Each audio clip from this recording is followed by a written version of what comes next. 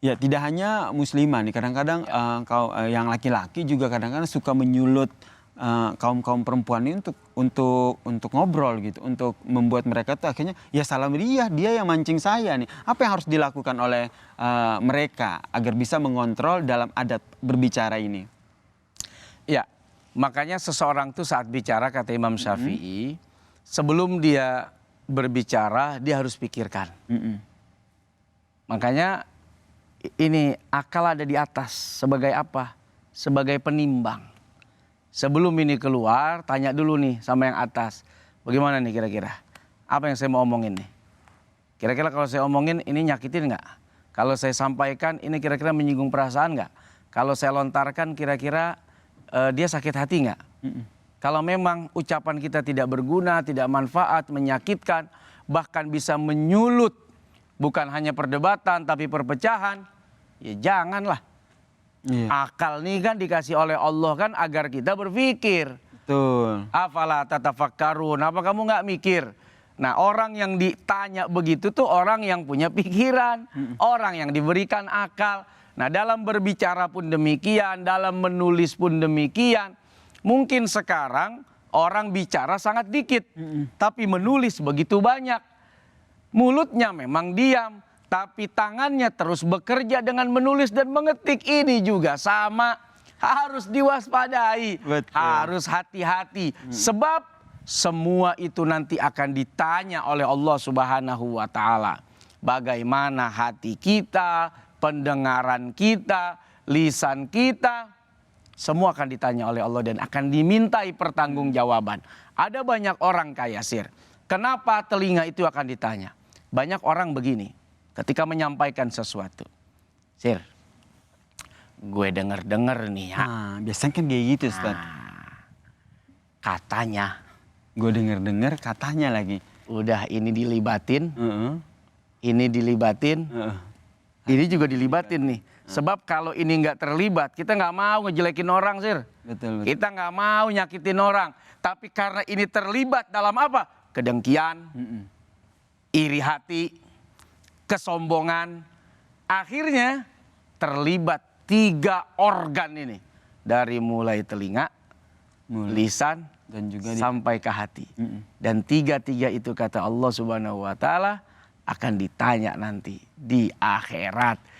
Apalagi kalau ini mah katanya ya. Katanya yang nggak tahu apa sumbernya. Katanya yang kita tidak tahu dari mana ini dasarnya. Katanya ini mah bukan kata saya, bukan. Katanya. Tapi ngomongin katanya ini kayak bener. Meyakinkan. Meyakinkan. Ya? Iya. Yasir kemudian ikut apa ya? Istilahnya percaya. Nyampein lagi ke orang. Ini mah dosanya jadi banyak sih berarti kata soulmate, cuman soulmate juga kata orang sih. Kayak bersambung itu kisah. Kayak bersambung itu cerita, padahal sumber aslinya itu tidak ditemukan. Tidak ditemukan. Itu yang harus kita waspadai. Itu yang harus diwaspadai. Jangan sampai benar. Berarti seperti yang tadi sampaikan Ustaz Tauhid, berarti memang ketika kita punya pikiran itu yang mengendalikan. Dan juga hati juga ikut mengontrol. Karena sesuatu yang tidak baik pasti hati juga akan menolak ya. Nah, jangan sampai cerita bohong atau cerita hoax atau cerita dusta seolah-olah menjadi cerita yang benar. Nah, itu bahaya itu. Kita bacakan dulu, Ustaz Tauhid, ada beberapa pertanyaan yang sudah masuk di media sosial @dikalamhati, baik di Twitter atau Instagram. Salah satunya ini kita bacakan.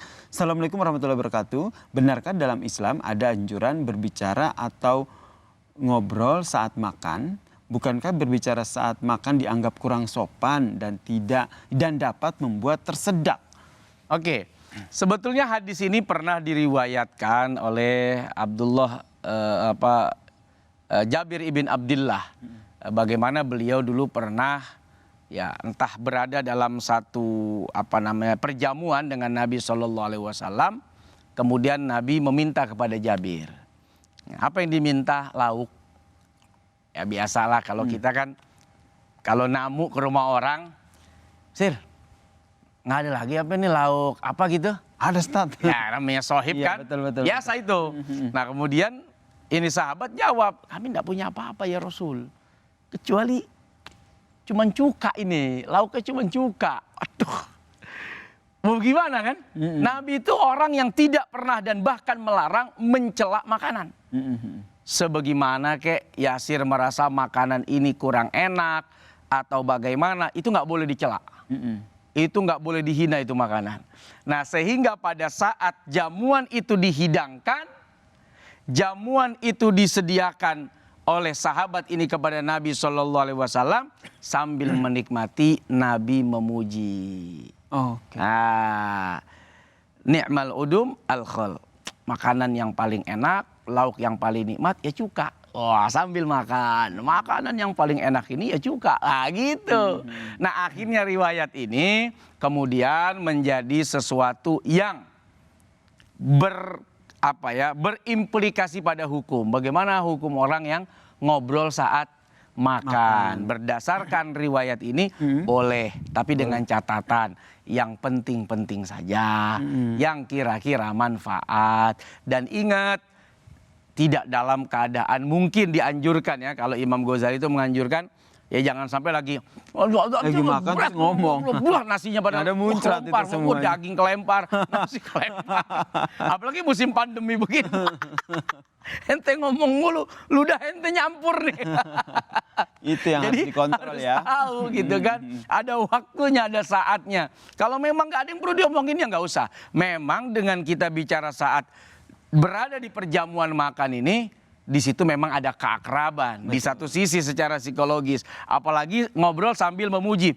Masya Allah enak banget. Masak sendiri. Hah? Wah Ya. iya masak sendiri. Cuman bayar. Oke. Beli di warung Padang. Berarti memang tidak masalah ya? Enggak masalah. Nah karena di dalamnya ungkapan-ungkapan seseorang di tengah makan itu pun ada keakraban di sana. Baik, yang Ada tadi. pengantar dalam ketersambungan hati lah. Membuat silaturahmi makin Nah, akrab makin gitu ya. erat. Pada saat enak banget nih masakan bini lu. Waduh.